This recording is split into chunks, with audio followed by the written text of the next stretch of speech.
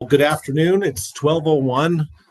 We'll go ahead and get started. I'd like to welcome everyone on behalf of the Northwest ARPAS group, and we're grateful that everyone was able to attend today, and this will also be recorded. You know, the purpose of doing these webinars is one, for all ARPAS members, this is a continuing education credit that's available to you.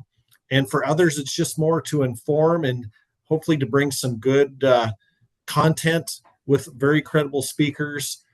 So if you're not a member of ARPAS, you know, this might be a reason to join, so you have the access to people like to Lance, Bruce, and Bridger. I'm David Miller. I'm with CHS in Eastern Montana, and I'm on the Northwest ARPAS committee. And part of myself, we're here to just help facilitate this and get the ball rolling. So our first speaker this afternoon is going to be Dr. Lance Kennington, who will be followed by Dr. Bruce Hoffman, and then our concluding speaker will be Dr. Bridger Fates. So with that, I'm going to go ahead and read Lance's bio so you can meet our speakers. So Lance works for CHS Nutrition as an animal nutritionist. He has a Master's of Science degree and a doctorate in ruminant nutrition from the University of Idaho. He provides expert on-farm consulting to producers and ongoing technical support to CHS feed consultants in the Eastern region. Lance has a depth of cattle experience, having worked in all aspects of the cattle industry, including dairy, cow-calf, backgrounder, stocker, and finishing feedlot operations. So with that, Lance, I'm going to go ahead and open it up to you to talk about weaning these calves and the transition, and what are some things that we can do to help our producers have the best success. All right, so today Dave asked me to talk about receiving and backgrounding cattle. I live in the Dakotas now, and we do a lot of weaning and backgrounding of cattle here. There's a lot of cow-calf operations, a lot of forage, so there's a lot of that going on here. This picture here of these Herefords was taken in Bruno, Idaho. I can't remember the name of the producer. Maybe somebody out there remembers who that is, but very good feeder, has some really large pens, and but really good operation. I can't remember his name though. When I went to University of Idaho, we took a group of students down and did a tour down there. But anyway, managing newly received cattle, especially calves, it's critical to provide a good transition for the young calf.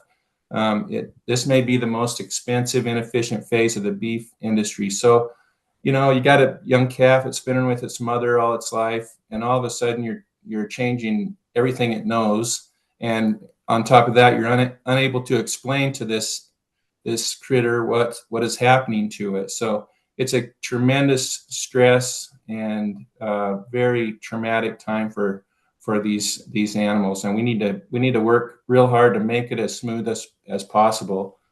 We need to manage for minimal sickness and death loss. A calf that becomes sick at receiving will have a hard time making money, so he or she ends up with a bad set of lungs or some other problem, and that's really hard to recover from.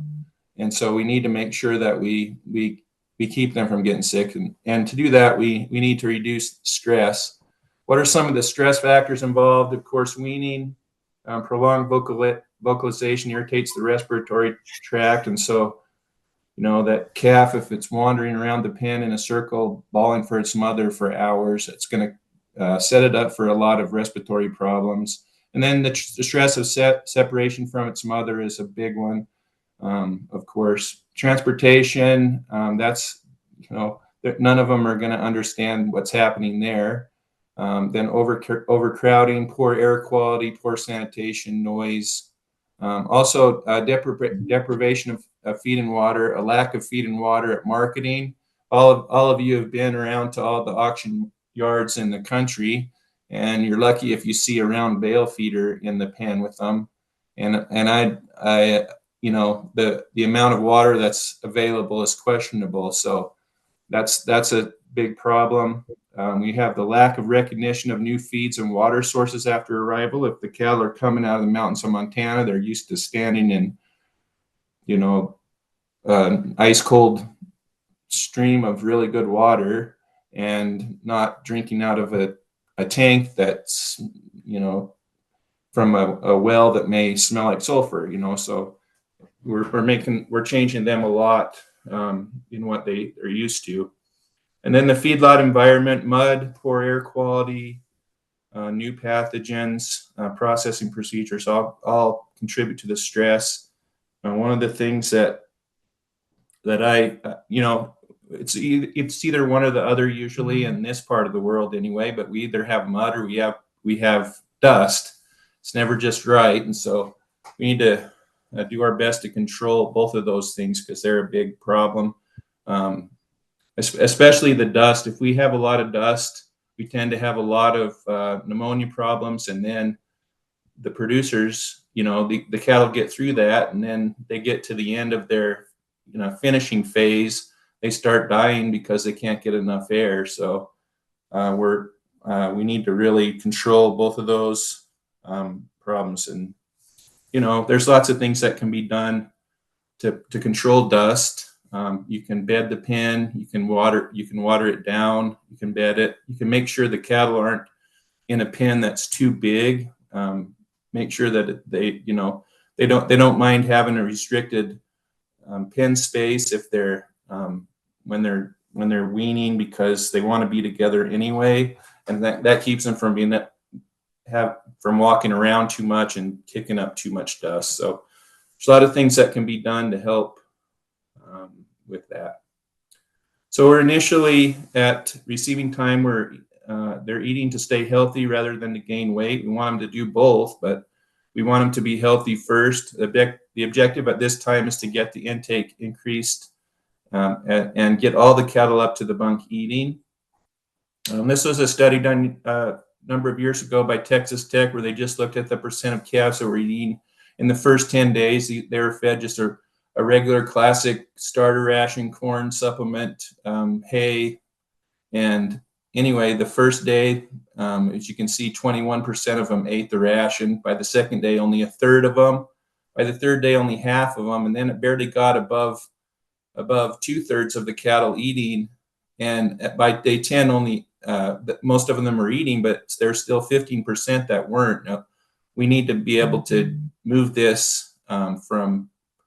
We want the cattle all eating on day one. So 85% of them at least on day one, and all of them by day two. If we do that, we're able to keep them healthy. This was a study done at Montana State where they just used the transponders to mark how much time the cattle spent at the bunk, and you can see the healthy cattle. It's interesting that it's the same trend between the two groups. The only difference really is that the healthy cattle spend more time at the bunk. So the more time that they're eating, that's a key to their staying healthy, is if they eat. And those of you who have been in the business for a while, you know that that's true, that the cattle that eat stay healthy. The ones that don't tend to get sick. That's just how it goes. So we need to increase the nutrient concentration. This will offset the low feed intake. So every time that they come to the bunk, they're getting as much nutrition as they can safely. So post-arrival diet should contain more protein. A study done by Cole and Hutchison showed that helps a lot, and that's simply just an increase in protein concentration in the diet to offset the low feed intake.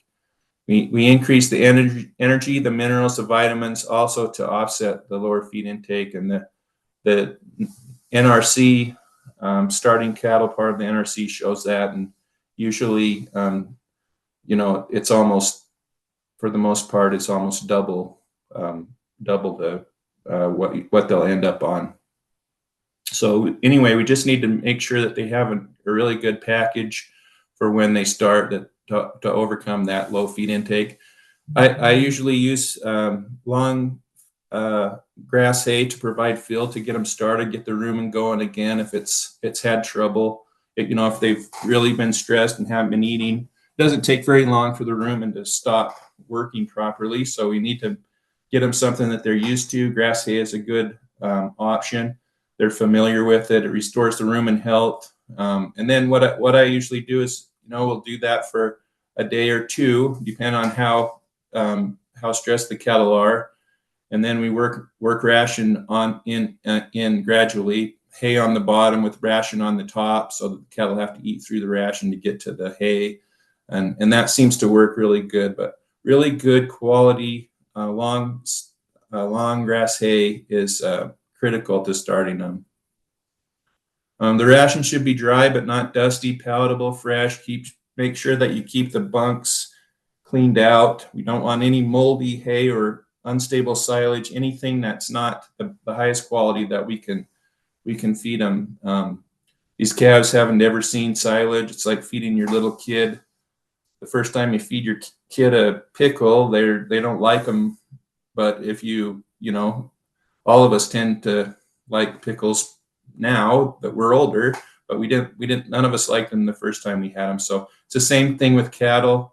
They smell it and they're like, no, I'm not gonna eat that. They might try a little bit, but it takes a few days for them to get used to it. So we want to give them the best stuff that we can and not give them very much. Usually I recommend that you don't feed over 20% silage in a starter, and we usually shoot for 15%. It gives the ration some moisture, helps with some conditioning, and it isn't enough to make them back off.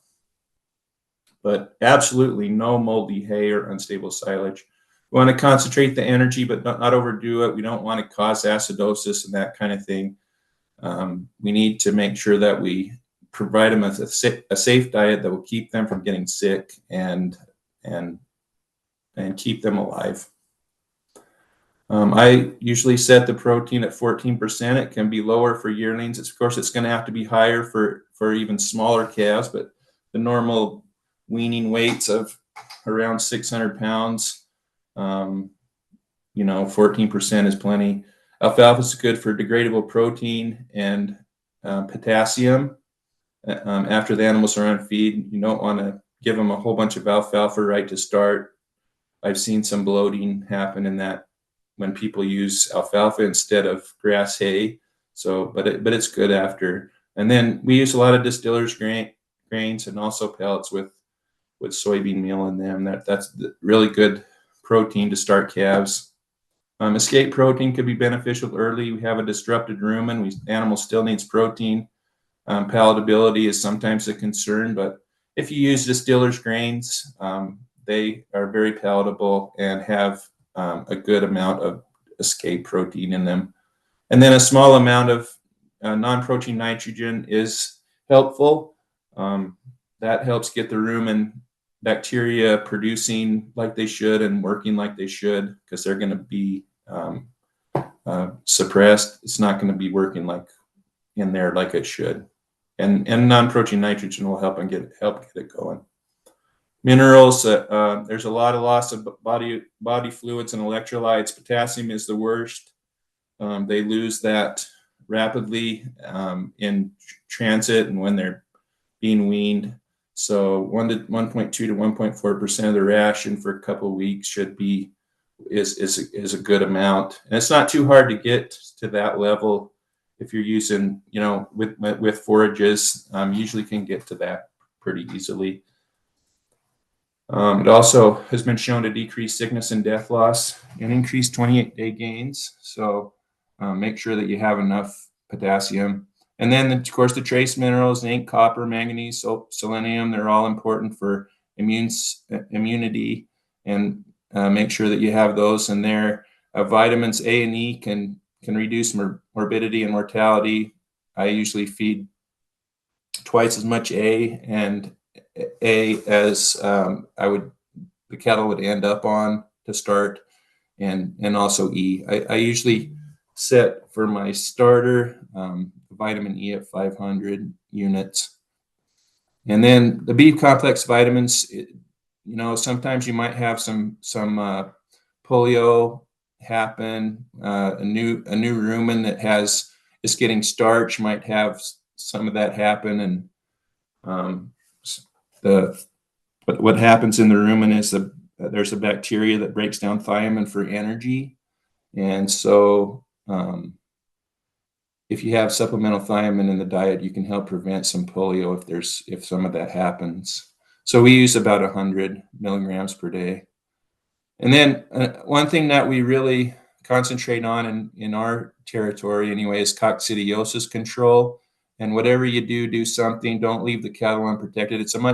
I think it's a much worse problem than what we think it is. A lot of times people have a pen of cattle that a bunch of them look sick and dumpy looking. They think, oh, they have pneumonia. They try to give them some crumbles or give them shots. Nothing works. A lot of times that is coccidiosis, and sometimes you can go into the pen and you can even just kind of, cattle are loose and you can kind of smell it in some situations. It will smell like there's pigs in there. And I've had a lot of success in using Amprolium crumbles and, treating that situation. You don't have to see blood to have a coccidiosis problem. We've tested a lot of manure, and there's a problem even when there's not blood showing.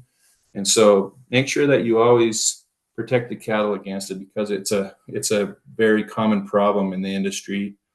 And then antibiotic CTC is of course, chlortetracycline is of course effective in helping get the cattle transition. And AS700 is a sulfa chlortetracycline combination product that's used, and it's successful as well. So when we move into backgrounding diets, are forage-based. Homegrown forages are used, and other purchased forages. They're lower energy diets than the finished diets that produce moderate levels of gain. And this is to put frame onto cattle so that they can be fattened. And we've had to grow cattle a lot more than we used to, because people are finishing cattle at 1,600 to 1,700 pounds. And so they need to be framed out so that we can pack that kind of weight on them. It's a little difference between British and continental cattle. British cattle have to be grown longer. Continental cattle can be pushed a little harder. Again, they're forage-based diets that we're dealing with usually. Forages contain low to moderate levels of energy compared to grain. So silage about 46 NEG, alfalfa 34, corn is about 68, barley, good barley is 65. Moldy forages contain even less energy, and poorly harvested and stored forages decrease the energy available to the animal in two ways. One, they decrease the energy content, and two, they decrease intake. So there's a double problem there. This was a study that was done at Kansas State by Dr. Bolson years ago, but it demonstrates that really well. The A diet was 100% good silage. B was 75% good, 25% spoiled. C was 50-50. And then D was 25% good and 75% spoiled. And you can see that the dry matter intake decreased linearly as the amount of spoiled silage increased. And not only did that happen, but the digestibility of the nutrients decreased. This protein decreased linearly, as well as the fiber digestibility. So we have a double problem there if we try to feed spoiled silage. So having people put it up at the right time, pack it, inoculate it, cover it with plastic and tires. Anything that can help it be the best it can be is going to be more profitable and save money. And if you look at dry matter intake effects, if you look at the amount of dry matter intake, comparing 17 up to 21 pounds of dry matter intake, you have the same amount of energy that's used for maintenance, but you have more that's available for gain. And you can see that that results in a much higher profitability or much more average daily gain and a better feed efficiency and a lower cost of gain. So we're just diluting out the maintenance requirement when we're doing that. We're making it less of a part of the overall intake, and that results in a higher gain. So we got to really make sure that we do all we can to get dry matter intake where it's supposed to be. Backgrounding diets usually 60% concentrate, 40% roughage, or 60% roughage, 40% concentrate. It depends on what the goals of the producer is. Negative associative effects can happen or forage digestion is depressed due to high starch digestion. So the rumen doesn't know whether it's supposed to be digesting forage or whether it's supposed to be digesting starch, and so we can have problems with digestion and not get all that we can out of our ration. So I say either grow cattle or finish them. So usually that means a grower up to like a 52 NEG is what we usually do, but we don't hang out in those step-up diets when it's time to move them to the finish ration. We just move through the step-up diets to the finish ration. We either grow them or we finish them. So just keep that in mind when you're growing them, that you don't hang out in those step-up diets. High forage diets should contain about 60 to 70% of crude protein as rumen degradable protein. The fiber digesting bacteria require ammonia for protein synthesis, and so if we starve the rumen for nitrogen, we'll have problems with forage digestion. And so always make sure that you have enough. Performance will decrease if ammonia is deficient. There won't be as much microbial protein production and low protein available to the animal. And then performance will decrease with large excess ammonia and can lead to toxicity. So we want to make sure that we just do the right amount. And most background diets are 12 to 13% protein, unless we're backgrounding bulls or something that need more protein. The last thing I want to talk about is just the basics of bunk management. Keep the feed fresh. Feed 2 times per day if possible. If you can't feed 2 times per day on time, though, it's better to just feed once on time. Feeding on time is very important. Most of the time, it's one of the causes of bloating in feedlot cattle. Someone thinks that they're feeding on time, but if they really keep track of when they're feeding, they find out that they're not. And cattle, if they're hungry, they'll come to the bunk and eat too fast if they're used to eating at a certain time. So always make sure you feed on time. Feed for slick bunks, but not wet bunks, meaning we want the cattle to clean up all the feed, but we don't want it to come to the bunk and see that they've been licking the bunk because they're short of feed. So make sure that they have a slick bunk, but not a wet bunk.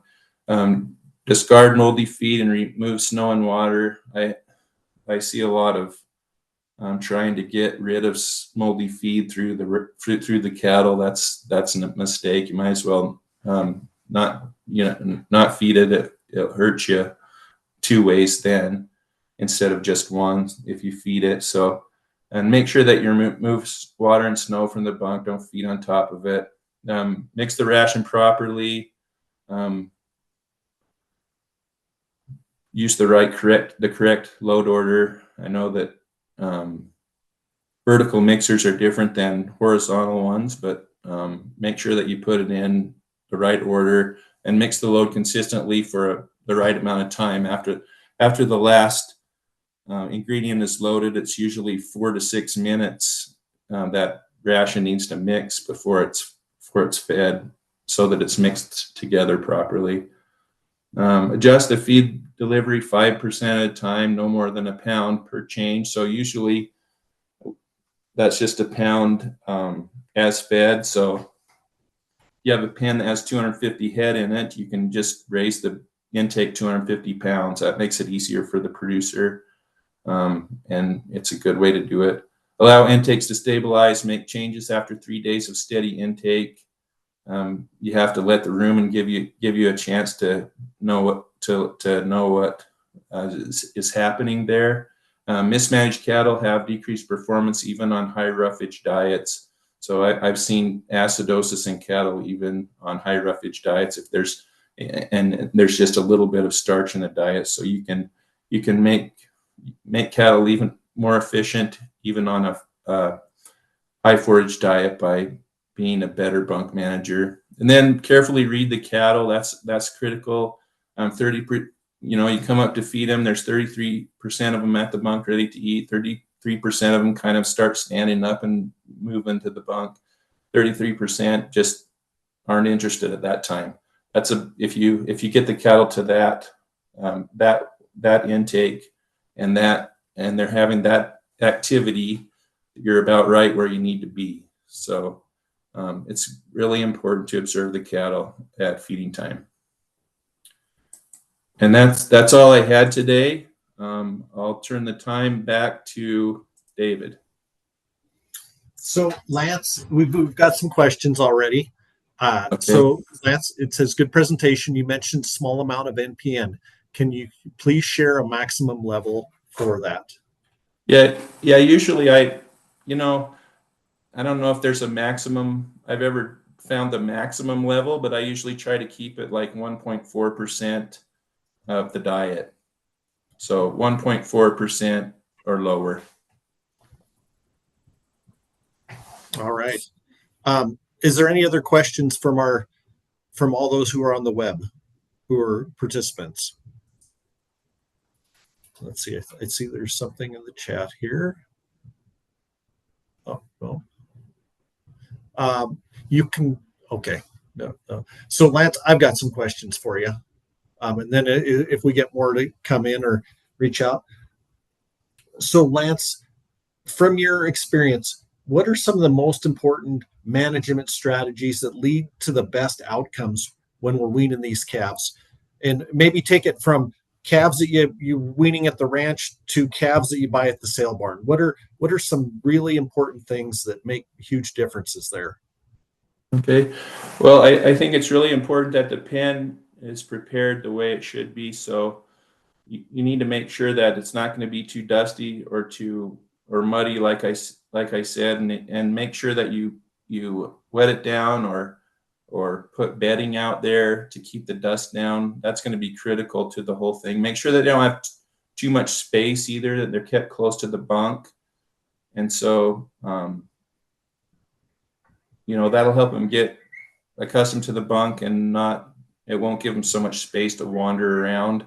I think that's really important. And use the best quality feed that you can get a hold of. Make sure that the diet is something that they'll want to eat. All those things can reduce stress on the calves. So Lance, another question that I have is, what are some of the common pitfalls that people will do during weaning that really put them in a bind and impact the cattle in a negative way? Yeah, I think letting them wander around in a circle for a long time is a good thing. You need to make sure you have a smaller pen that you can even go and interact with the cattle and get them to stop circling like that. I've seen some videos of some experts in animal management where they've gone and got the cattle to stop circling. There's a product called Therapies that people have said works really good. It's a pheromone that helps the cattle. They think that their mother is still around, and so they're much more calm at weaning time. I know people who swear by that. Anything that you can do to take the stress out of them is important. Give them the best diet that you can. You bet. So Lance, like if you're weaning at home, and sometimes it's you got to pull the calves clean off and you take the calves to another facility, or I've seen where people will wean and take the calves or take the cows away and leave the calves in the pasture or the facility that they've been in for the last little bit. And then I've also seen the fence line weaning. What are some if you had your preference, Lance, of those techniques, what are some of the things you've seen that work well, and maybe some, things to maybe watch for when you're doing those? Well, yeah, I think fence line weaning is good. The calf thinks that they're just separated from the cow by the fence, and they don't get all stressed out about it. And I think that works really good. It's sometimes not what people are set up for, so they'll, we've had people do all kinds of different weaning techniques, but yeah, fence line weaning does work really well, and so if you can do that, that reduces the stress of, at least the stress of having the calf away from its mother in such an abrupt manner. Is there some things that we could do prior to weaning, maybe the last 2 to 4 weeks before those calves are taken away, that would help those calves transition in the feedlot or weaning? Yeah, one of the things, this isn't something that we can do in every situation, but one of the things that's done quite a bit, and at least in the Dakotas, is creep feeding. And so people will creep feed cattle for, the last 45 days before they're going to wean them. And the calf gets used to eating pellets. They also get a really good dose of vitamins, minerals, and protein. And we can, that sets them up really good for vaccination and building a good immune system. So, Lance, one of the questions here that came in is, what is a good receiving protocol of the calf at arrival? Well, usually, we bring them in, give them grass hay, make sure that their pen isn't dusty, that it's bedded. Dr. Hoffman's probably going to talk about vaccine protocols, but just make sure that they're able to have a quiet, clean, dust-free place for them to start their life there at the feed yard is the most important.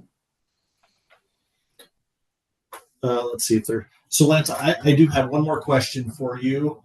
When it comes to weather, Lance, like if we see that it's extremely hot, or on the other side that we've got a major storm coming in, what, any recommendations prior to weaning that would help, or do you just avoid that? Try to avoid those weather situations. Usually, I would suggest that if you know that's coming, that you put it off until it's over.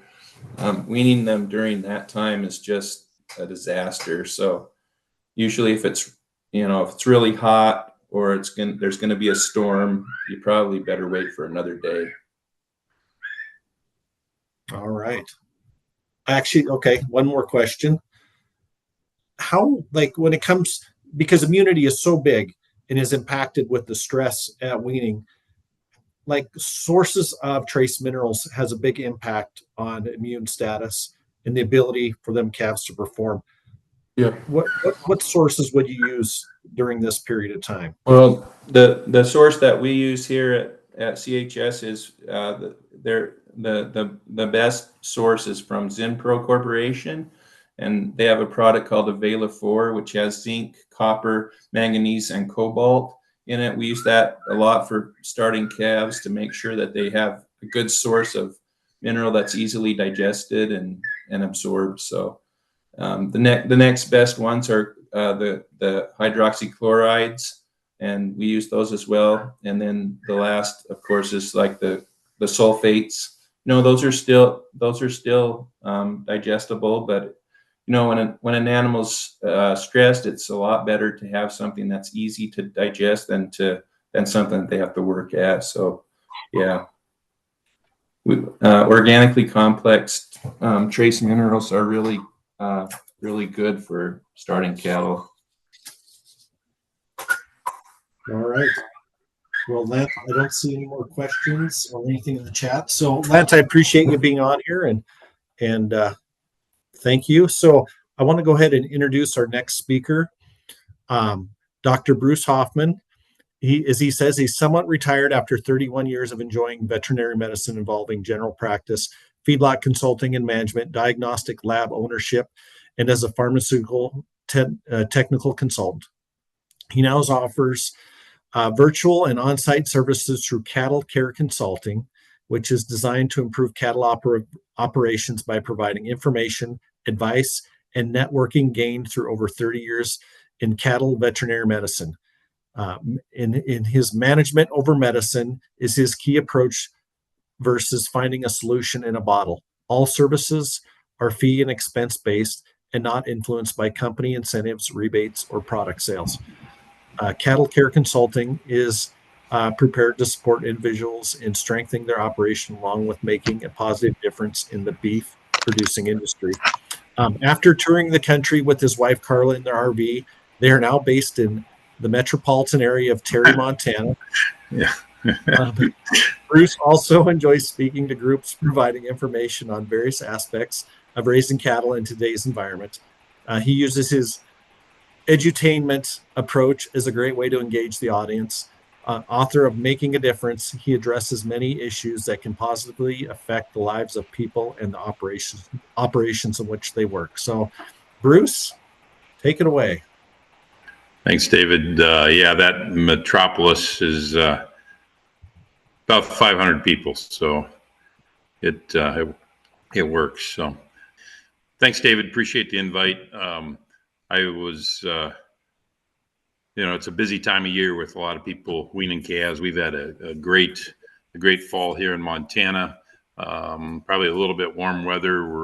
We're hurting for moisture, so things are dry. And but a lot of my background is in feedlot consulting. Worked all over the country with various feedlots, and still continue to do some work with them. And I'll tell you right now, I've changed a lot of what I perceived early on in my career. Was a Colorado State grad from veterinary medicine 33 years ago. So I don't know if experience is always good, but I'm going to try and give you a little bit of experience and little things that I'm doing now that seem to be making a difference. I wanted to share this with you to start out with, historical mortality. This is a graph that Elanco continues to produce in their benchmark program. Thanks to Elanco for letting me share this. But the one thing is, you can see here that, and how this graph is set up, that heifers on the top and steers on the bottom.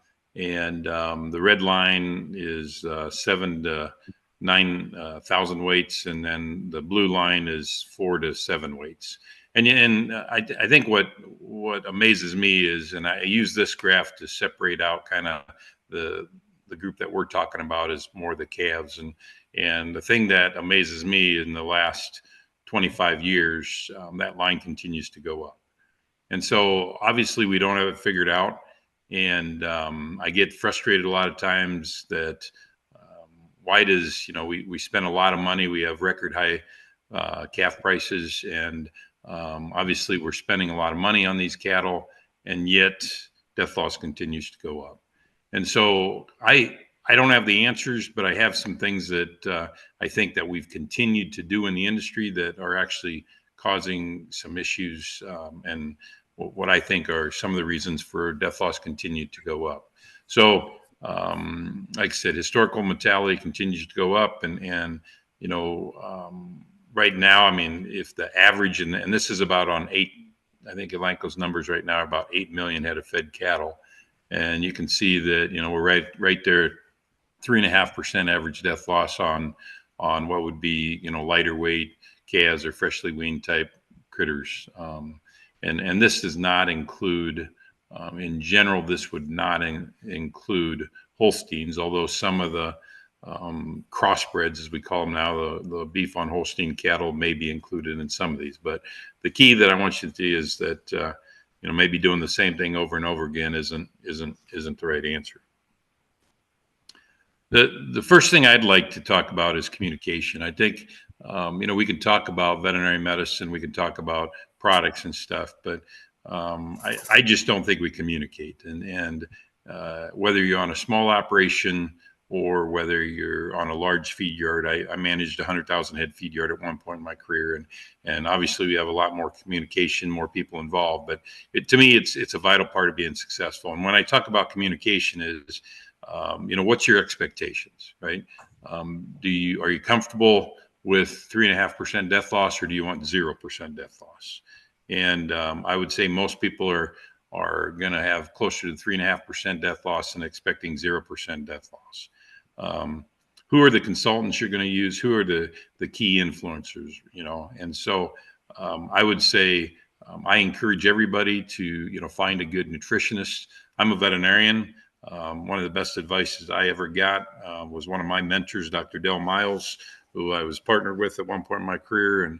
And Del told me, he said, "Bruce, don't try and be a nutritionist, just find a good one."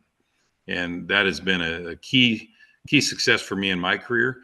I currently work with nutritionists on the yards that I do, and we talk almost weekly. And so I think that's critical, that, whether on your nutrition side, producer side, veterinary side, that you have an ongoing open line to know what are the expectations, what are the plans. Are you, I just talked to the nutritionist at one of my accounts this week, had some questions and really helped clarify some of our goals that we're trying to reach. So put a team together and communicate. And obviously the key is have a plan, right? And how consistently do we follow that plan? I think that's important. As far as, plans can change, but what are you going to do? So many people go into it and they don't really have a good plan. And, if we start having death loss, what are we going to do? If we start, cattle don't eat, what are we going to do? And that's key with, I think, any operation, but especially this time of year. Lance talked about I practiced about 30 miles from where Lance lives, and in that part of the country, we had a lot of harvest disease, right? Where cattle were coming in the same time we were combining beans or shelling corn. And so our focus tended to change, and cattle would get sick because we weren't watching them close enough. And so whatever you do, whether it's feeding cattle once a day, twice a day, walking cattle, do it right, do it every day, have the plan and stick to the plan. My biggest thing is management over medicine. My whole goal is not to be a veterinarian and use all the stuff I learned how to treat sick cattle, but is never use my skills. Meaning I want those cattle to stay healthy. And so that's my whole goal. And how do I keep morbidity at the lowest point? Obviously, there's plenty of studies. The more higher morbidity goes up, the higher the death loss. And so, what can we do to keep sickness down? And the key is how we manage those. And I think Lance had a lot of great points about different management practices that we can do that keep stress down and keep cattle healthy. And the big thing is, and Lance would agree, is reduce stress. I am convinced that this is our number one culprit. And this is the reason, stress is the reason that death loss continues to go up. I think we as an industry, we have less of us in general. We're bigger in general. We ship cattle farther, and we actually create more stress. We've shifted to the performance these cattle are doing now. I mean, the amount of weight that we're putting on the cattle, the number of times cattle are shipped, all of those things are increased stress. And stress is a difficult one to handle. It's a difficult one to deal with. But if we don't reduce the amount of stress, then we're really not going to be that successful. Cattle that are stressed don't respond well to treatment. They don't respond well to vaccinations. And usually we're going to have more problems with them. And so I'm gonna spend the rest of the time talking about some areas of stress and how I tend to work with my clients and reduce some of the stress. First of all, source of cattle. It was alluded a little bit to, the challenge with sale barn. Obviously, sale barn cattle are the highest source, the highest risk cattle. I think there was a study presented at the Academy meeting that if we have greater than 6 sources, we have a 5% increase in sickness in that bunch that we buy from sale barn. Remember, sale barn cattle, the reason people still buy at sale barn is, they're shrunk. In general, they've been off feed. They've been away from, especially ball and calves. They've been away from the home operation. They could be, depending on, they could be local. They could be hauled in. They're definitely the highest risk, highest challenge. And the other thing is when we're bringing in cattle from sale barn, we don't know what we're bringing, right? We don't know what we're getting. The line says, boys, they've had all their shots.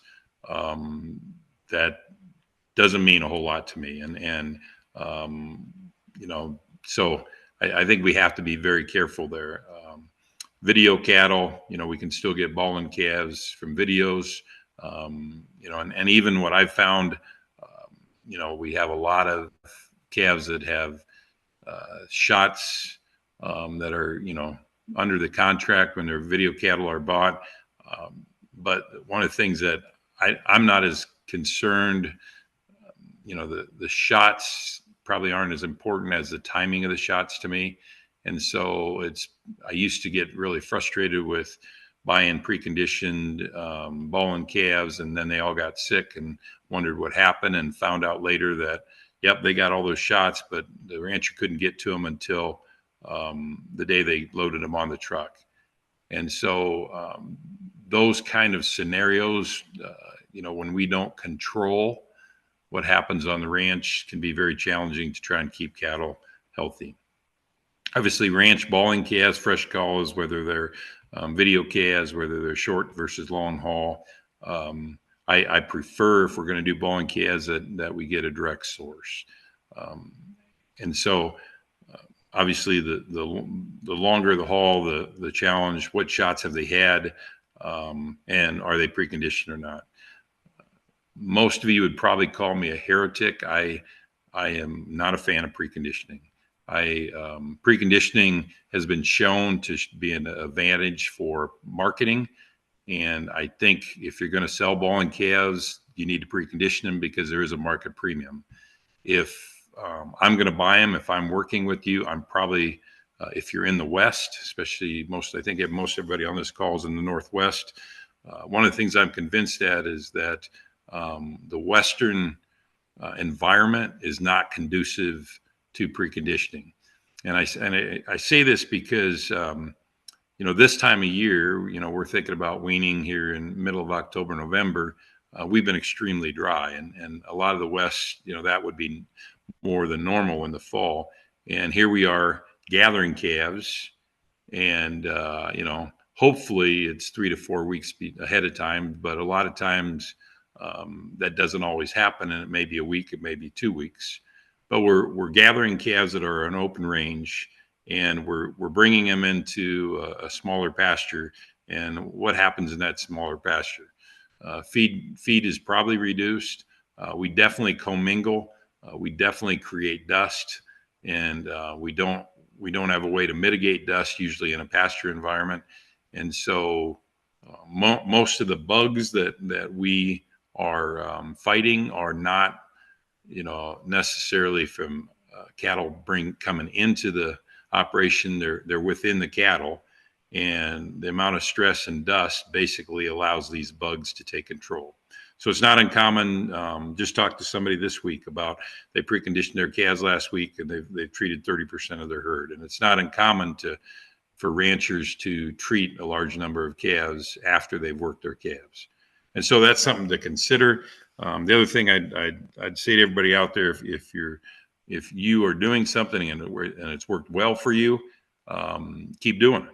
Don't be careful that you're not changing just for the sake of change, or somebody like myself is convinced you to do something different. If it's working for you, continue to do it. And that's another big thing. That's part about having a plan, and if that plan's working. Ranch wean calves, obviously the least least risk. I'm going to agree with Lance as far as, what can we do to reduce the stress at weaning? And so I have some ranches that we've actually gone, some large ranches that we've actually used the nose flap and had very good success with that. Fence line weaning is the best. And pasture wean. I mean, the worst thing we can do is wean them and bring them into a tight pen. I agree. We don't want them to walk, but pasture seems to be the best. Preconditioning, like I said, if you're going to sell those calves off the cow, preconditioning is a good thing. I would ask that you do stick to it and have them preconditioned 30 to 45 days prior to weaned. One of the things that large ranch that I worked with for about 4 years now, used to precondition everything. And we found that if the calves that were preconditioned less than 30 days had higher sickness than calves that were not giving any shots prior to weaning. So I think preconditioning is something we got to really look closely at as far as if it's truly a health value or it's just a management marketing factor. One of the things, Dave, you had the question about, is there anything we can do? We've had a lot of success with in the West where we can't necessarily. It's difficult in a lot of pastures to creep feed, in a classic creep feed type feeder. But we've done some work with caking and actually caking the cows and getting the we're kind of training the calves to eat cake, and we've done that for 2 to 3 weeks prior to weaning, and it seems like we've actually then we'll wean those and keep those calves in the pasture, maybe in a smaller pasture when we wean, and then cake them, and that seems to work pretty well. That we've taught those calves how to eat, and actually some of those calves, this time of year, they'll eat enough of that they're somewhat weaned already. Mama's already kicked them off. So that's a practice that seems to have helped us a little bit.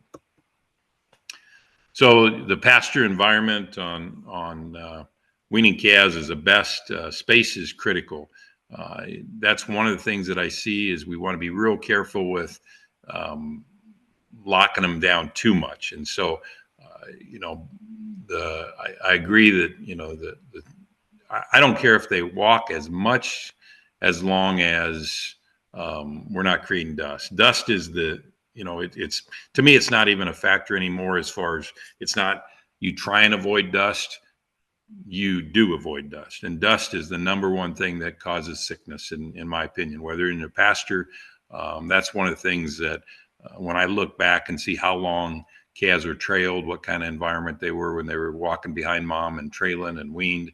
But that dust is critical, and that dust, in the classic deal, it clogs up the trachea, upper respiratory tract, but it allows for organisms to get in the lungs, and so we have to reduce dust, and that's I stress that so much with my clients, and obviously the water, straw pack, shavings, wood chips.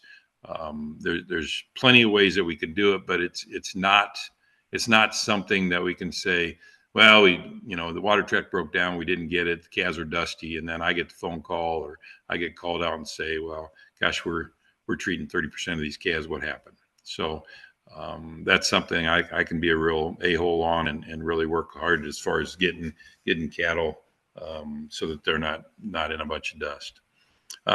We need one greater than 250 square foot per head and ideally 12-inch bunk space.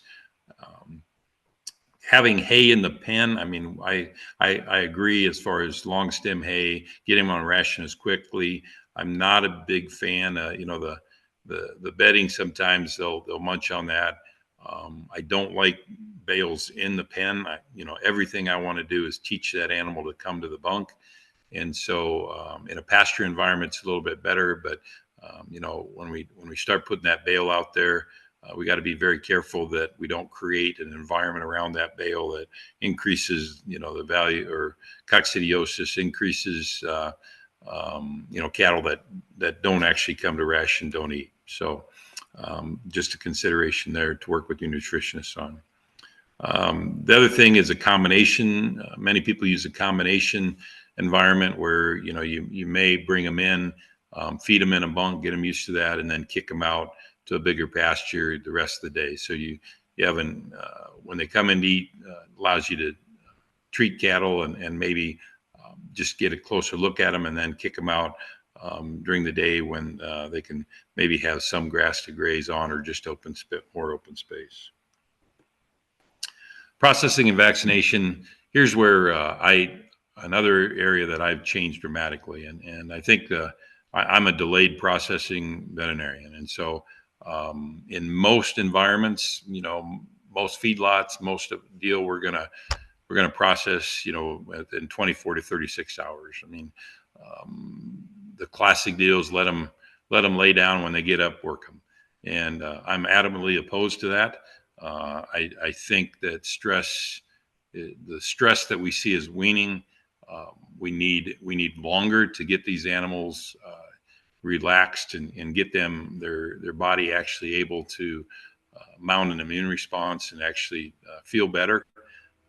There's just not a lot of work done on even vaccines. Even though I've worked with the animal health company and most vaccination studies are done one vaccine versus another. There's not many studies, very few studies that are cattle that are vaccinated versus non-vaccinated.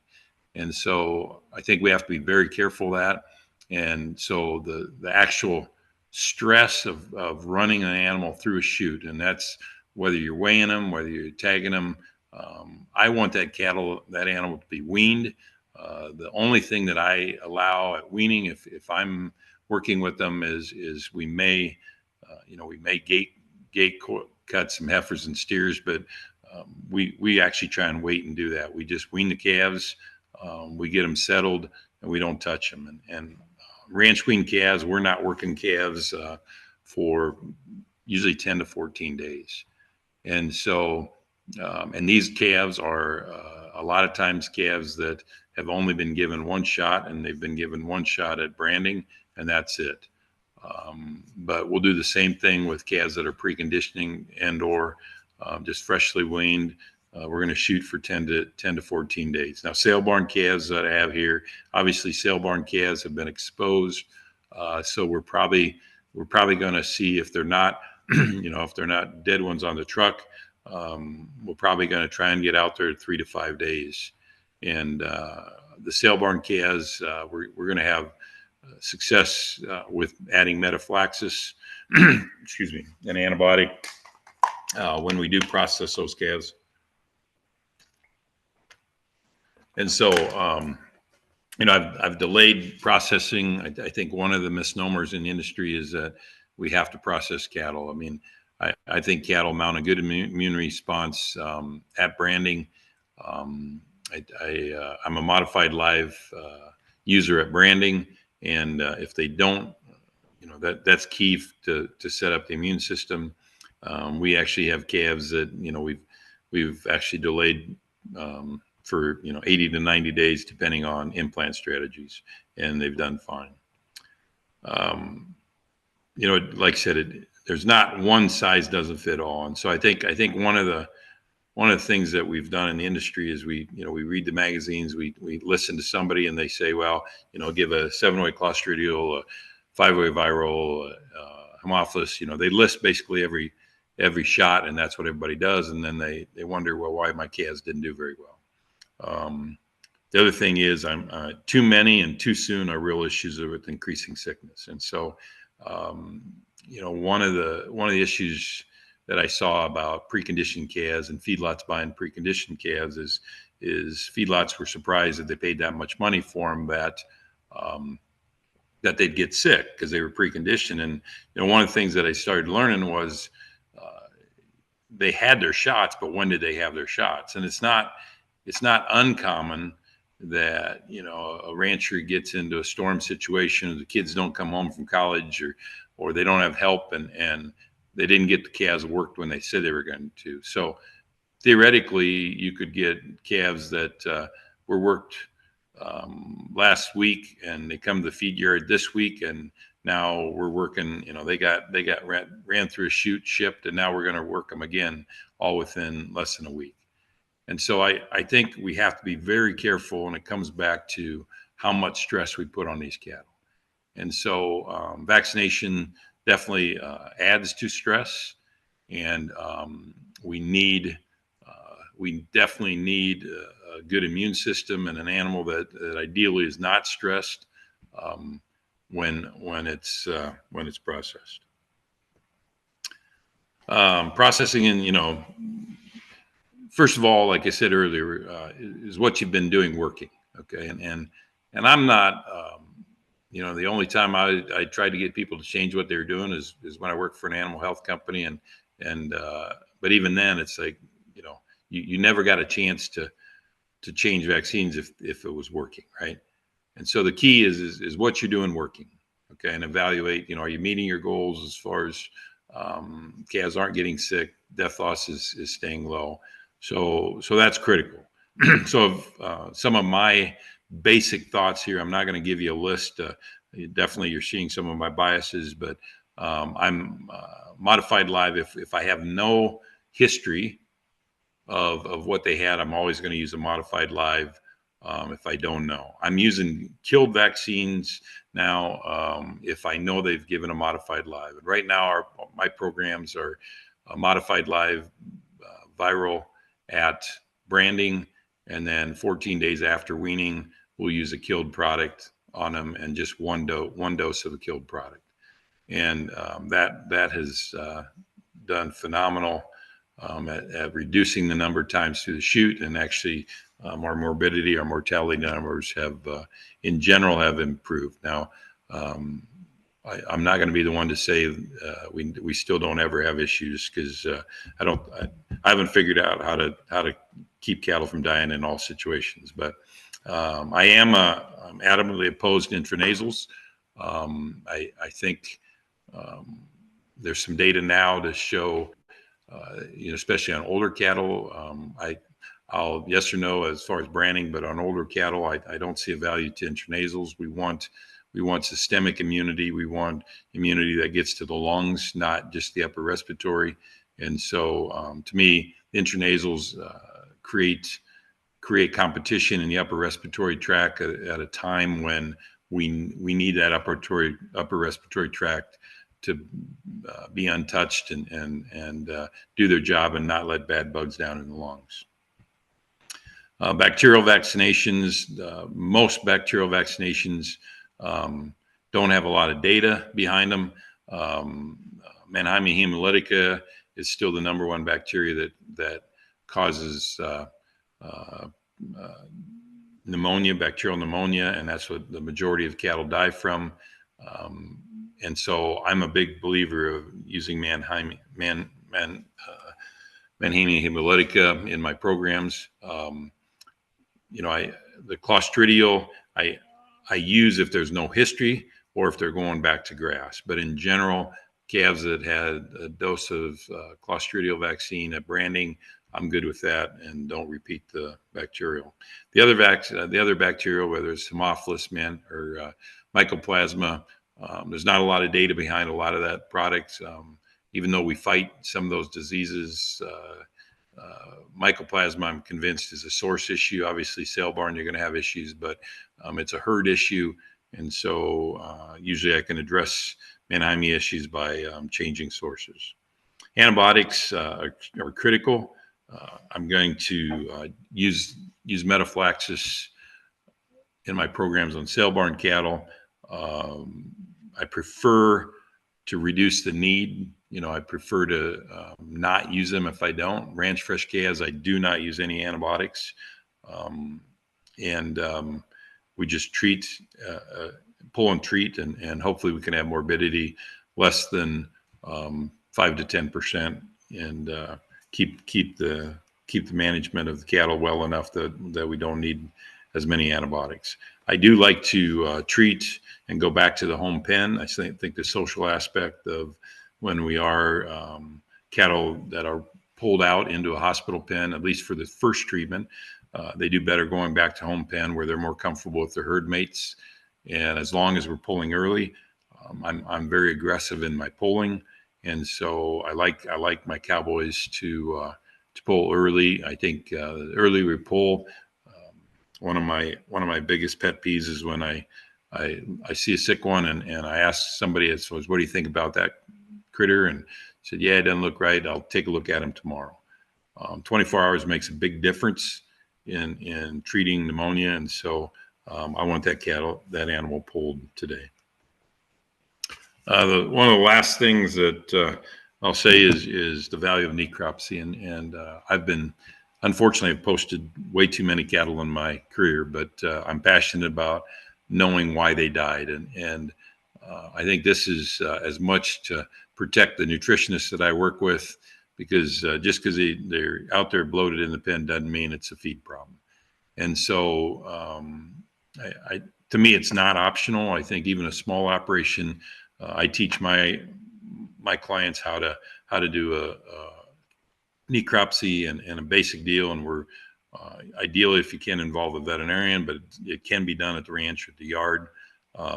It definitely helps us with source issues. A lot of times we will find cattle, even from sale barn, that if we can know the source or brands, we can see that, we may have 50 head in that pen, 5 different sources, and all the death loss comes from one source, right? And so that helps us as far as not beating ourselves up sometimes, as far as knowing that it came in that way. It may help us as far as isolate the problem. Missed opportunities, it gives me an idea as far as if an animal is pulled today and dies tomorrow, I open up that animal and 75% of the lungs are gone. We probably need some training on timely pulls. And so how do we pull those animals early and treat early? And then just respiratory versus other. There's plenty of weird things that happen out there, and I think especially in smaller operations, I see a lot of people that change antibiotics and something's not working, right? And so I've been using the same regime in my treatment deal for 6 years now. I don't change my antibiotics very often. It's basically the antibiotics are very good. They're broad spectrum. The key is, are we pulling them in time? If we're pulling an animal late, I don't care if it's the newest antibiotic on the market today or one that we've had around for 10 years, 15 years.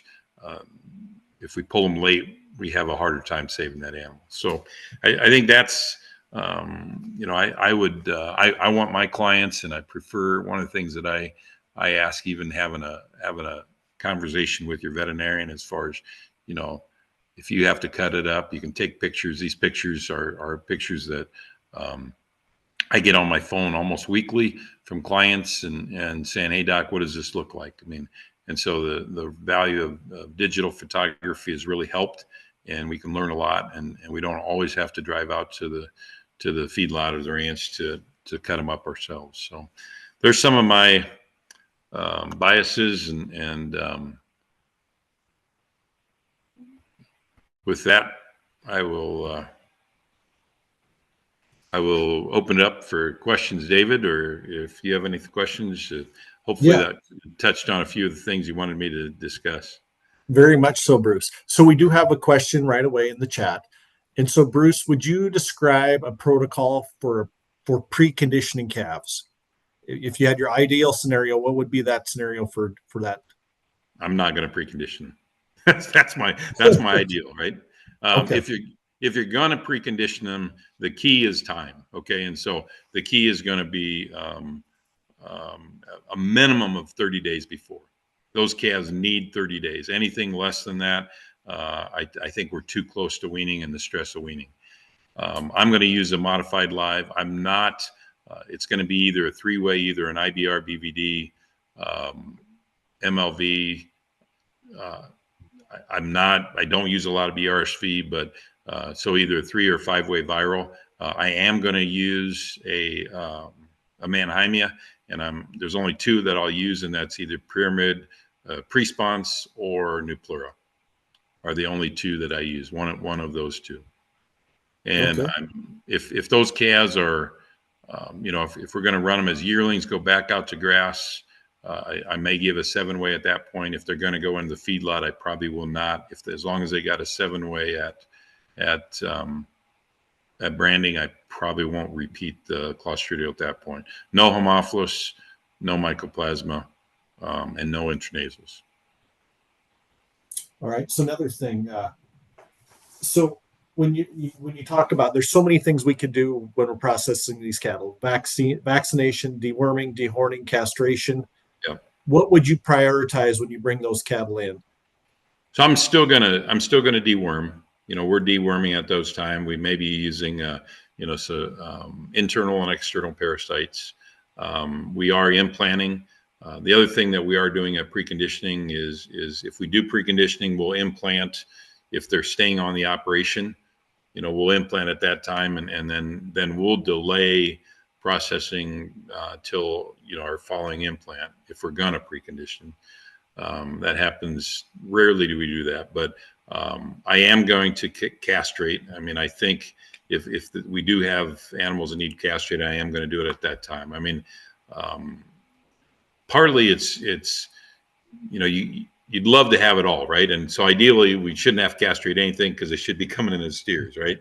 Right. Dehorning the same way, right? I mean, if we're doing a good job of managing those calves at branding, we're gonna knock the horns off or slow them down at that point, right? And implant. I mean, unless they're one of those few that are still in a natural program, which I'm not sure how you make that pay at this point, but I'm gonna stick a growth promoting implant in there anytime I get a chance to do that.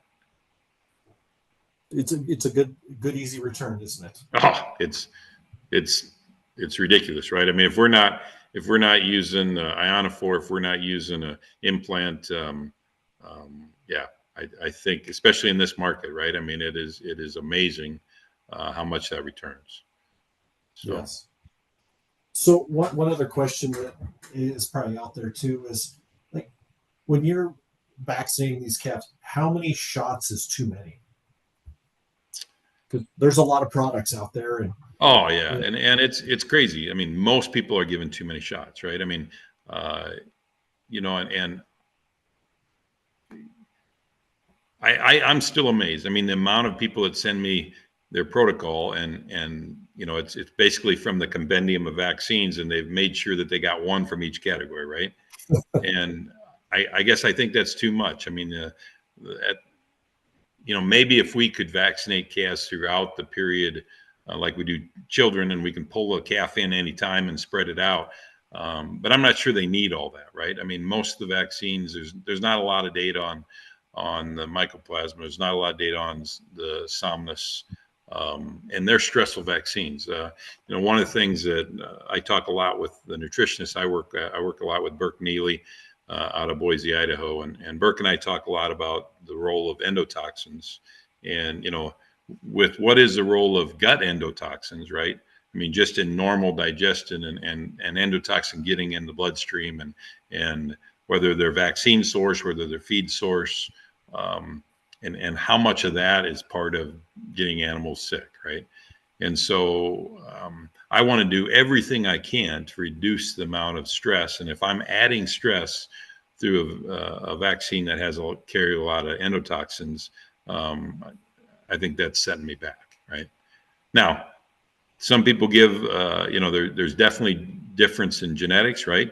And I'm amazed how well cattle do on some of these shots, and that's fine. Keep giving them, keep supporting your local rep.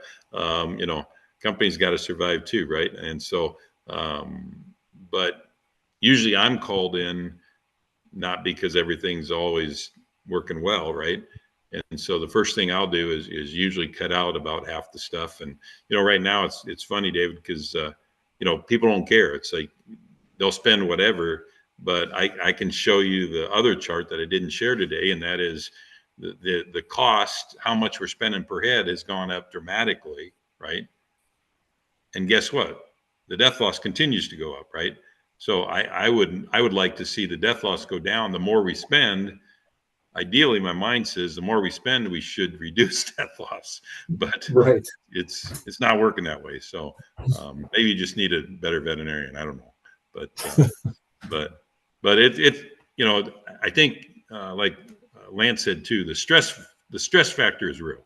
I mean, it is, and I don't know genetics. We're kind of one gene, right? I mean, it's is that having an impact? Yeah, it does. I mean, we're more line bred, so to speak. Like I said, a lot. We're stressing these animals an awful lot, and no seed stock producer is ever going to share anything about animal health. I mean, I've tried over the years, and it's kind of scary sometimes to look at some of those seed stock herds. But you look primarily at performance, right? And maybe, I mean, the 10% of their herd that died from other diseases, you don't ever see that, right? You see the bulls that so there's more out there genetically wise associated with health. Over the years we've tried to track that. Very difficult to do in the beef industry. So stick with the management over medicine. Get yourself a good team of nutritionists and veterinarian, and do the best you can. Right, set realistic goals and have a plan before, and I think we can do well if we stick to some of the basics. Perfect. Bruce, I don't see any more questions. I appreciate you being on and talking about, your real world experience and where you've been. And, one thing I was thinking about is, you talk about the necropsies, what a valuable tool that is. And with our phones, you could probably sit with the producer. You could be at home drinking coffee and having a producer do a necropsy on a dead animal at home, and you be able to get really good, get a good view of that and share some insight about what you're seeing and why. Yeah, and do it on the first one. Unfortunately, that's the nice thing is a lot of people don't want to call the vet because it's like, well, I don't want to spend a couple $100 or whatever it is, right, to have them come out and post one. Do it on the first one. Don't wait till you got the 10th or 12th one, right? And by that time, a lot of times we are at cost, right? A lot of times, if we wait too long, the process is going, and we can't help the producer as much as if we start early and we identify something early. Yeah, that is the key. Identify early and try to minimize the issues. Yep. Yeah, very much so. Well, Bruce, thank you so much. It's been a pleasure having you on here. You bet. All right, so now we'll roll to the last part of it. You've got these calves on feed. You've got them on a good health regimen, and now we need to go find a new home for them. And so with that, Bridger Fates is our next speaker. He has been the University of Idaho Extension as an associate director for the last 5 months. Prior to that, he was a University of Wyoming Extension for 21 years during his career as an educator and state livestock marketing specialist.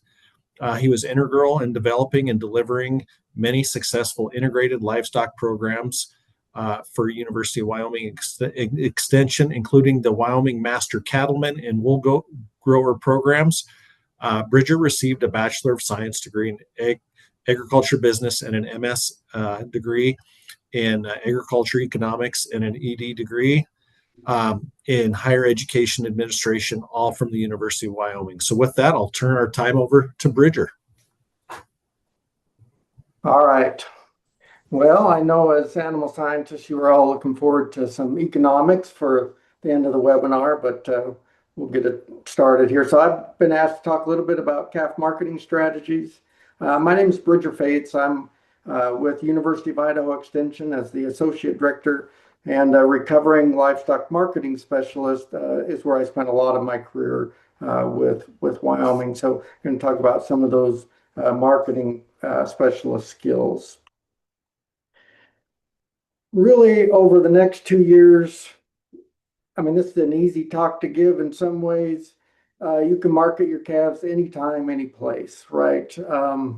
If we look at the Livestock Marketing Information Center, or LMIC projections, feeder steer price in the Southern Plains, quarter 2026 and 2027, all 4 quarters of those years, 5 to 6 weight calves, you're looking at 415 to upwards of almost 440. And then for 2027, starting the year out around 430 and then finishing it out at 444. So pretty amazing in terms of that market outlook.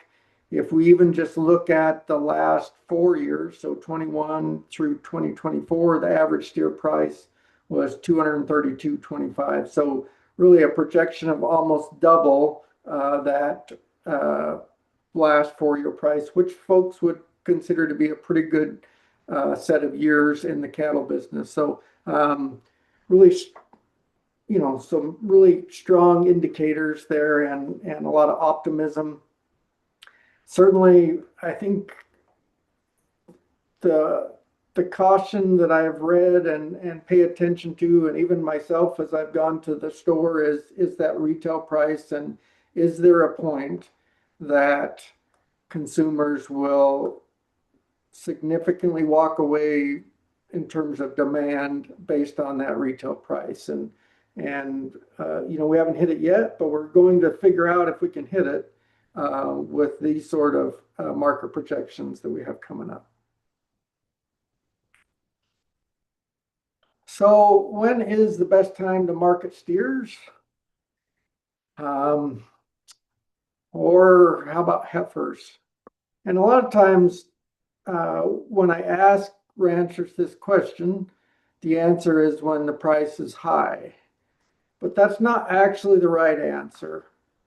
The best time to market steers or heifers, calves, is really when as a ranch, your resources and your cost structure aligns with a price, with a higher price. So going after the highest price every year can actually cost you more than picking a price point or a time point that's going to make sense based on your resources and your cost structure. So that's really what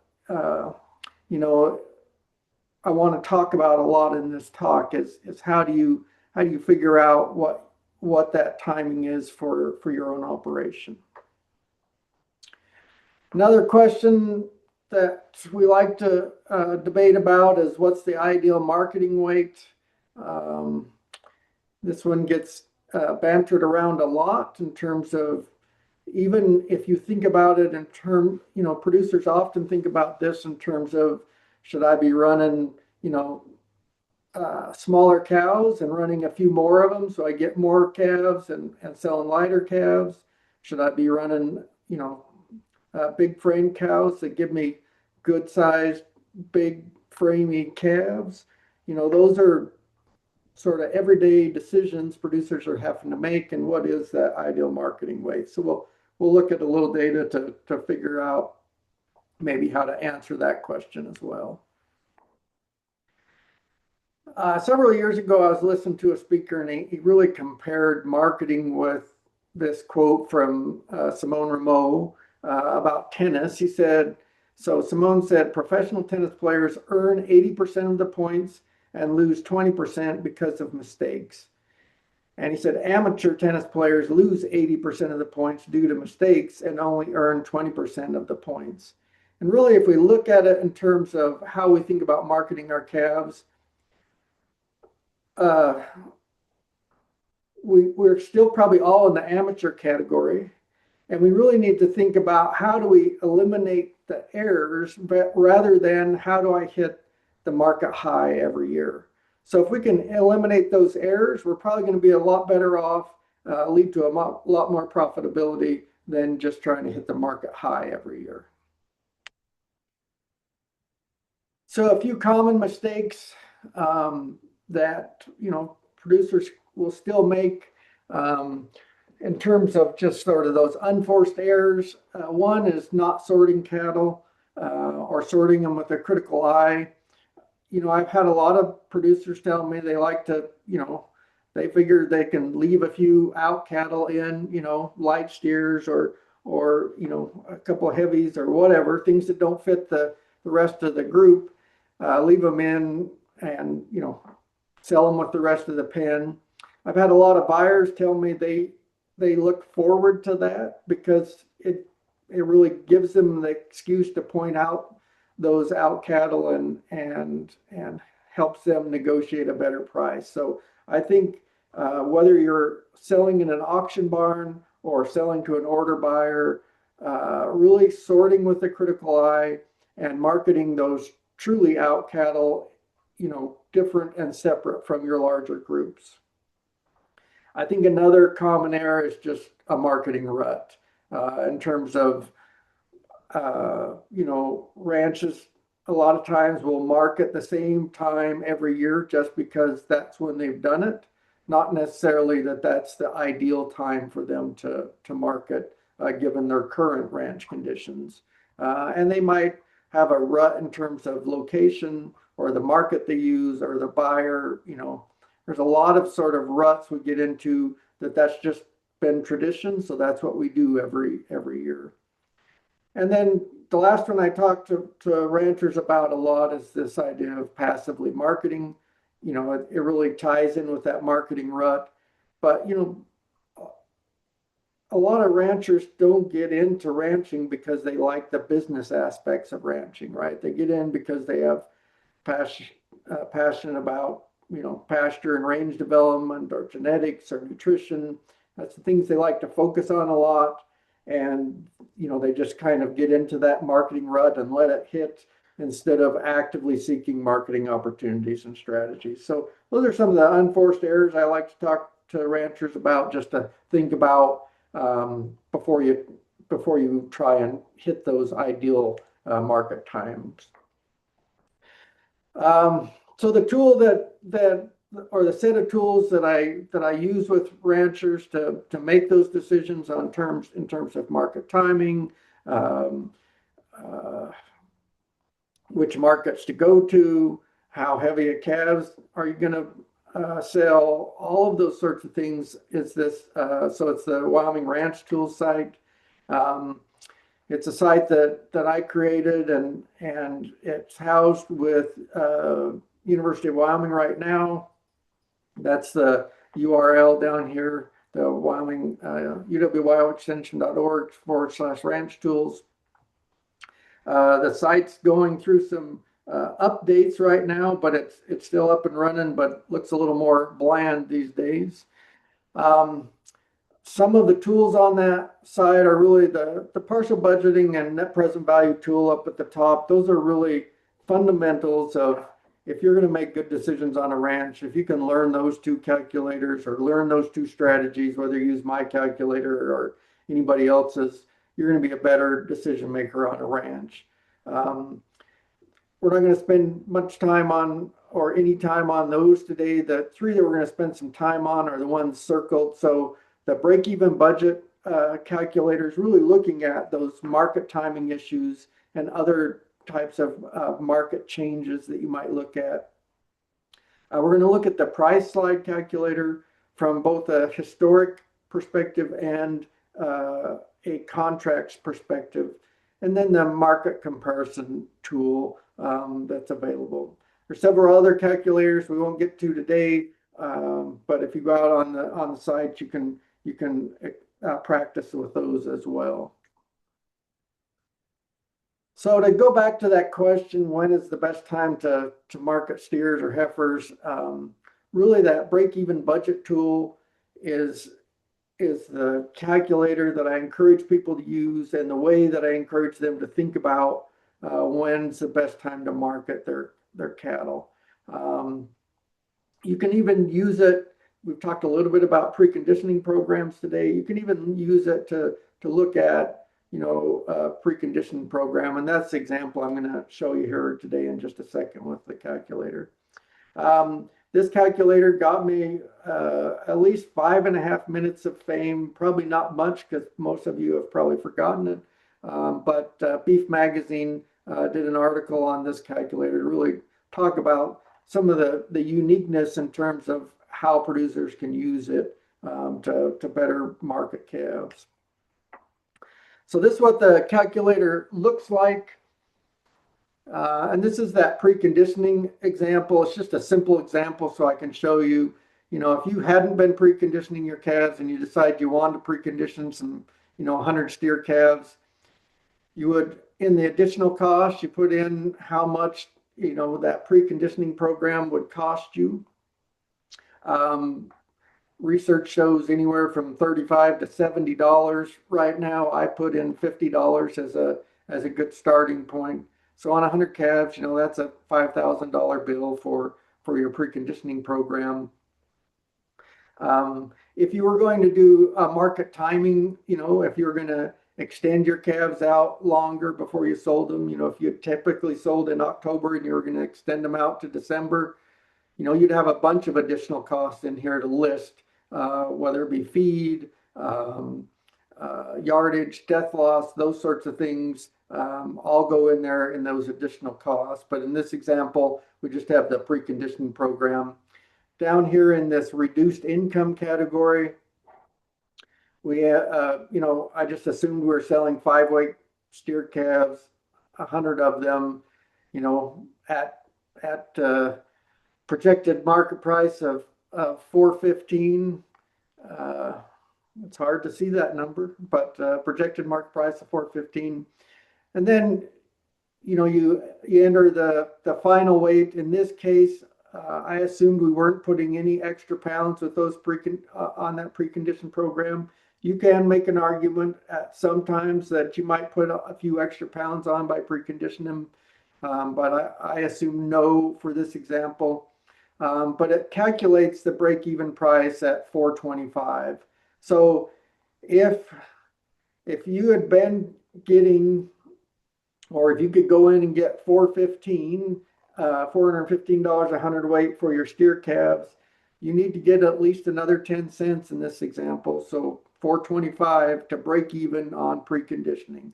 So if the market's not going to give you an extra 10 cents for preconditioning them, you have to think about whether that's the right thing to do. That's not the only value, I guess, from an economics perspective in precondition. Some folks argue that they get more consistent buyers that way. So, maybe that's a goal too, but from just a pure economics perspective, you need to get, under this scenario, about 10 cents or $10 a hundredweight more. So let's look at the ideal marketing weight. The calculator that you can use for this is the price slide calculator. This price slide calculator is really designed for when you're looking at forward contracts, and I'll explain how that works as well.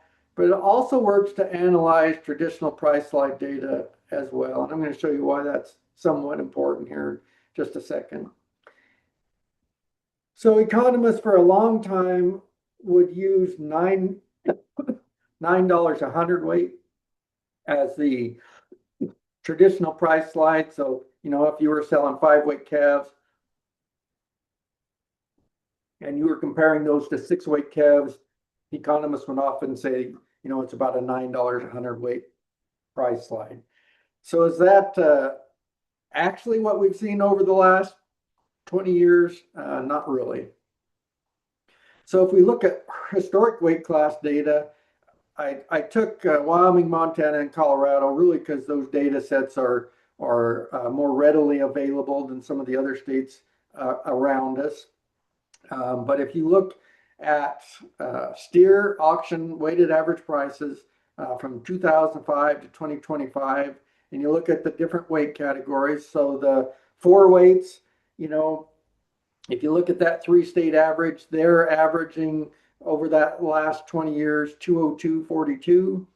5 weights were at $1 or $183.72. 6 weights, $167.72, and 7 weights, $154.80. So if you look at the price slide there, you can see the $9 doesn't really hold up. So that price slide from 4 to 5 weight is $18.70 a hundredweight. That price slide from the 5 to 6 weights is $16 a hundredweight, and the price slide from 6 to 7 weight is $12.92.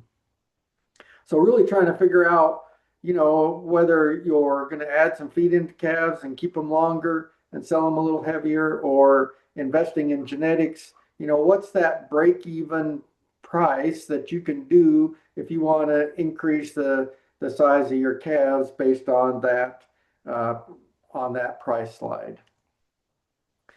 So if we take that same data, this is the price slide calculator, and the example I'm going to use is using it to understand based on current sort of historical price slide data. And you could get this for individual markets as well. But based off of this, if we look at a contracted price of that 5-year 3-state average, or that 5-weight 3-state average of 183.72, contracted weight of 500 pounds. We enter in that price slide, the $16 a hundredweight that calculated over there in the other chart there, and we do a delivery weight of 600 pounds instead of the 500. You can see down at the bottom that calculates a break-even cost of gain, which means that if you can get your calves from 5 weights to 6 weights for less than 88 cents a pound per gain, then it makes sense to try and get them to 6 weights. If you can't, then don't try and push that up. But that gives you a break-even cost of gain, just to give you a feel for where you're at. So you can use this calculator just within a contract too. If you had a contract where you had a $9 or a $7 overweight slide, some contracts will give you an underweight slide too. Certainly, if you get that, you can enter that in there. But if you had a forward contract where you had 5 weights contracted at a $9 slide, you'd enter that in there. And then whatever your delivery weight was, if they came in at 580 or 575 instead of that 500, it'll calculate the adjusted final price for you, the value difference, and that break-even cost of gain on bringing those calves in a little heavier.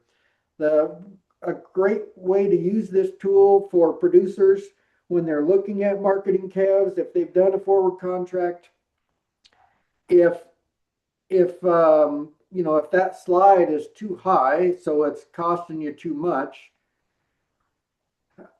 it might make some sense to sort off the top end of your calves and market them differently, so you get your average back down to the contracted average. If you were able to put weight on those calves at less than the break-even cost of gain, then there's no reason to worry about sorting off your heavies. You just go with that heavier calf and take the price slide and be better for it. All right. So the last question I'm going to take on here is, where's the best place to market your calves? So we have the market comparison calculator. Really gets at an apples to apples price comparison. And really this calculator was driven by working with a lot of producers, and they would tell me, well, we had a trailer load of calves that, we either got them in late or for whatever reason, they didn't get sold with the bigger group. And we just ran them down to the local auction. Well, sometimes running them down to the local auction can cost you quite a bit of money. I did a research project in Wyoming where I looked at comparing, at the time, Riverton Livestock Auction with Torrington Livestock Auction. And there were definitely times when, even a trailer load of cattle, even if I calculated in a motel room for you and the mileage to go, that extra distance from Riverton to Torrington, if you were in Western Wyoming, you could often give yourself an extra $500 for doing it too. And, a lot of times I'd have ranchers say, I just don't have time for that kind of thing. But, most ranchers, if you offer them a $500 bill, are going to take it. So it's a reasonable tool to think about where and how you're marketing your calves. So this gives you an option to compare two separate auctions, an auction and a video market, or an auction and an order buyer. And in this example, we had 75 head that we're marketing, 5 weights again. If auction one is a projected market price of 405 and you're going 300 miles to get there,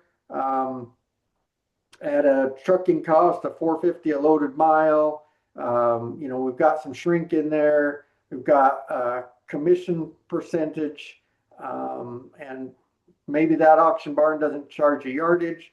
And then auction two, it's the projected market price there you're looking at is a little less, but less distance, a little less shrink, but they are charging you some yardage. So, a lot of times producers look at those and have a hard time sorting out which is the best option.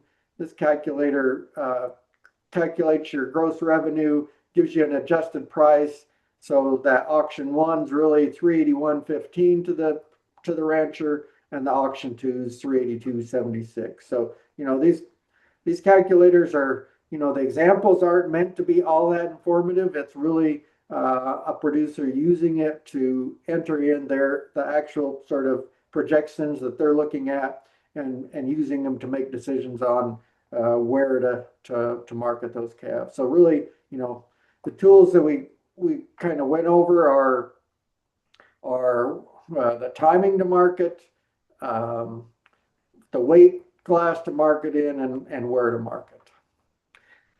If you're interested in the calculators on the Wyoming Ranch Tools site, there are, I have done how-to videos. It's at the bottom of the main page there.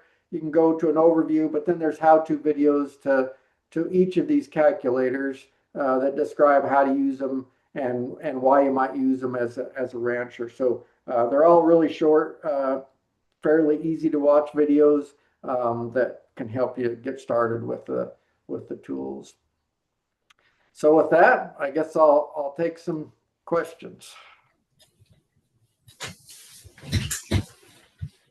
All right, so let's see here. So a couple questions that I have for you, Bridger. What can producers leverage in these good cattle markets today that would help them make it through leaner times? Because we know those times are coming. Right. So, I talked a lot about this with ranchers in the past when we were in these really good times. It's really about whether so in these great times, your cost of production always ends up going up too, right? And some of that's just because higher prices right now on everything, not just calves. But when we're making a lot of money on our calves, our higher prices tend to go up.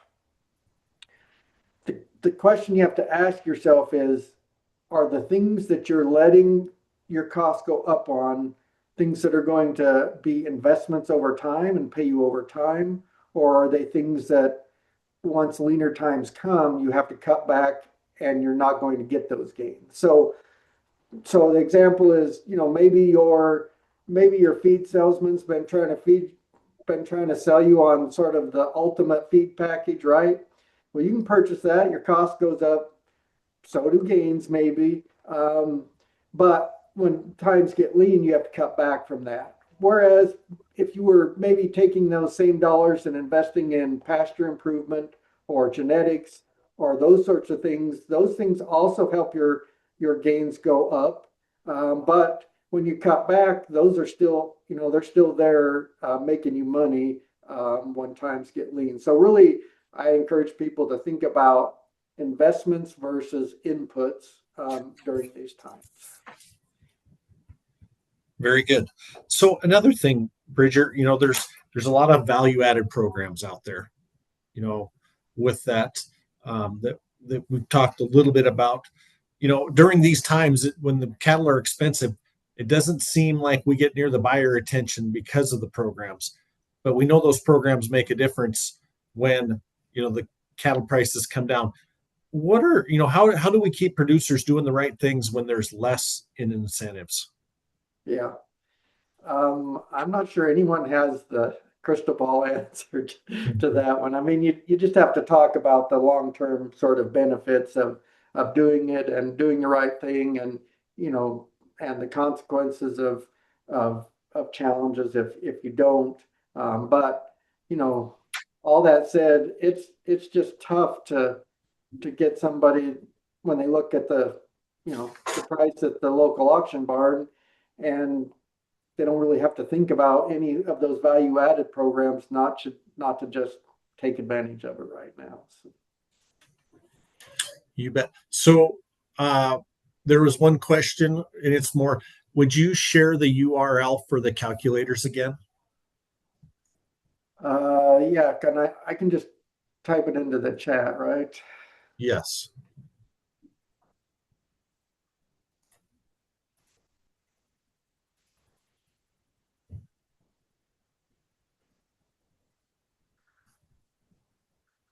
Yeah, and I'm just it's the calculators are all free to use, open access tools. I am looking at updating that too, and hopefully partnering with between Wyoming and Idaho to get those updated and share them out more. So yeah. So Bridger, we've all been in the industry a long time, and it seems like, when you look at it from a producer's chair, they spend a lot of time doing the operations, the daily tasks. They spend some time in nutrition, some time in animal health. And when it comes to marketing their animals, do they spend enough time on the marketing piece? Is there other tools or other things that they could be doing that would maybe help them gain just a little bit more profitability there? Yeah, I mean, that's one of the things that I've talked to producers a lot about too over the years is really,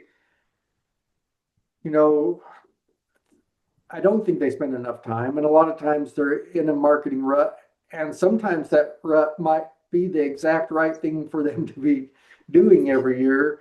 I encourage them to look at these other options. The other thing I took that I didn't add into this presentation, because right now nobody wants to listen to you to talk about risk management strategies, right?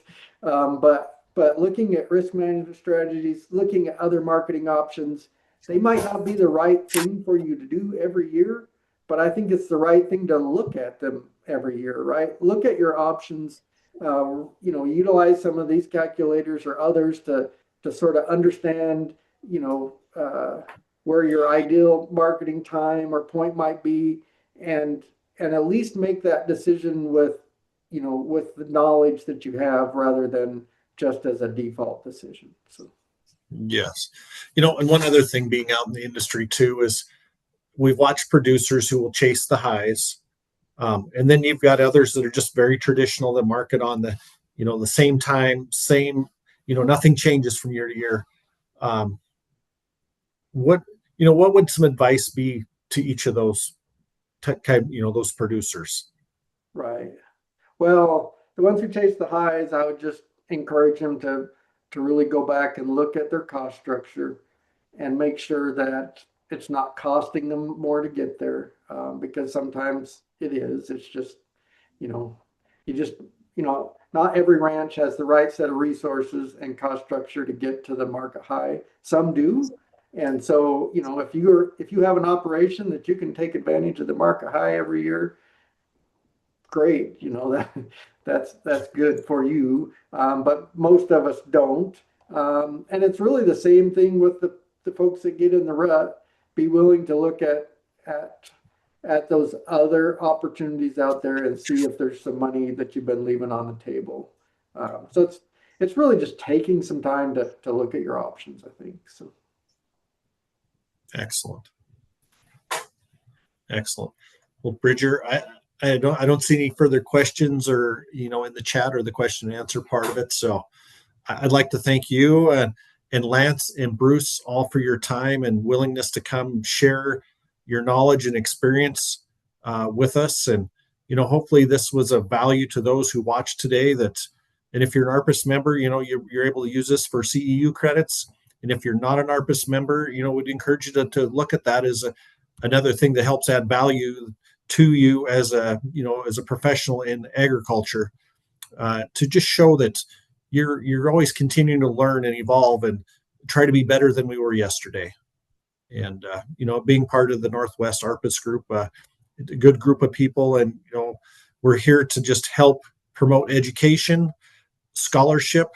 One of the key things with our group is we try to raise funds that we give scholarships each year for graduating or for college students that we hope will stay in the industry and hopefully have a positive influence on them. And we'll be doing that in January at the Pacific Northwest ARPAS meeting and animal nutrition meeting that's, I believe, out in Boise. So, but I want to thank our speakers for their time and commitment to the industry, and thank them for being here today with us. Thanks, David. All right. You are welcome.